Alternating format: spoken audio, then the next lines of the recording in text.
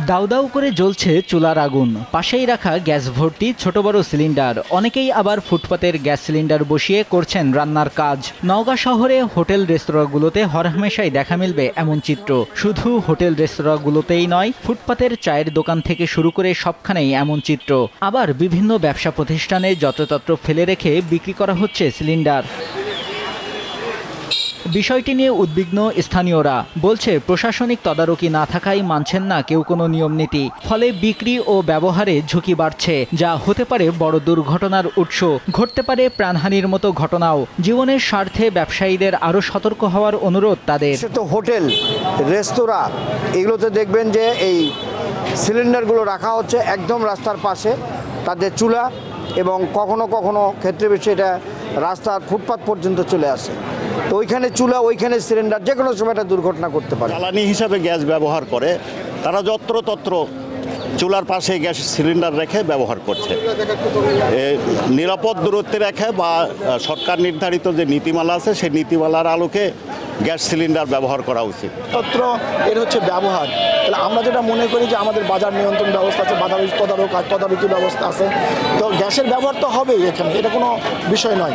কিন্তু সেটা যেন একটা নিয়ন্ত্রণের মধ্যে হয়, সেটা যেন নীতিমালা মেনে হয়, তাহলে আমরা এই প্রাণগুলোকে রক্ষা করতে পারবো। ব্যবহারের ত্রুটির কারণে বিস্ফোরণ ঘটে ভয়াবহ দুর্ঘটনার সৃষ্টি হতে পারে।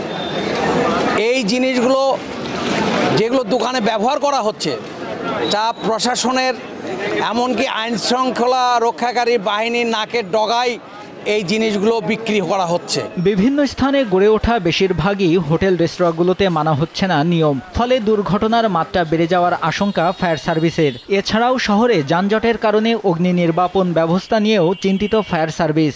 অনেক কমার্শিয়াল যারা ব্যবসা করি এই গ্যাসের চুলা জ্বালিয়ে যেমন তেমন করে যেমন যার ইচ্ছা হয় সেমন করে, আসলে এটা দুর্ঘটনার মাত্রাটাকে বাড়িয়ে দেয়। অসংখ্য অটোরিকশা, রিক্সা, গাড়ির কারণে অনেক জ্যামে থাকে, যার ফলে দেখা যায় যে আমাদের গন্তব্যস্থলে পৌঁছাতে অনেক সময় লেগে যায়। গ্যাস সিলিন্ডার ব্যবহার অনিয়ম বন্ধে শিগগিরই অভিযান পরিচালনা করা হবে বলে জানান জেলা প্রশাসক। কোনোভাবেই মানুষের জানমাল নিরাপত্তা বিঘ্নিত হতে দেব না।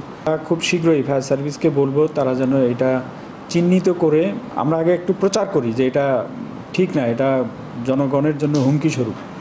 তারপরে যদি কাজ না হয় আমরা অবশ্যই আইনানুগ ব্যবস্থা গ্রহণ করব। যথাযথ তদারকির মাধ্যমে যত্রতত্র গ্যাস সিলিন্ডার ব্যবহারে প্রশাসন কঠোর পদক্ষেপ নেবে, এমনটাই প্রত্যাশা সচেতন মহলের। নিউজ ডেস্ক, দেশ টিভি।